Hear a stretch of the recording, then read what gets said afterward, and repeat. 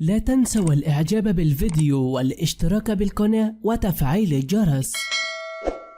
شاهد أول تعليق من الفنان عمر متولي بعد وفاة والدته. أعلن الفنان عمر متولي على حسابه الرسمي بمواقع التواصل الاجتماعي فيسبوك وفاة والدته إيمان إمام، شقيقة الفنان عادل إمام وزوجة الفنان الراحل مصطفى متولي. وكتب عمر متولي: بسم الله الرحمن الرحيم، وبشر الصابرين الذين أصابتهم مصيبة قالوا إنا لله وإنا إليه راجعون. صدق الله العلي العظيم. توفيت إلى رحمة الله أم الحبيبة، أسألكم الدعاء بالرحمة والمغفرة لها وسط حالة من حزن شديد على جميع الشارع المصري بعد رحيل زوجة الفنان الراحل مصطفى متولي شقيقة الفنان عادل إمام، وهي إيمان إمام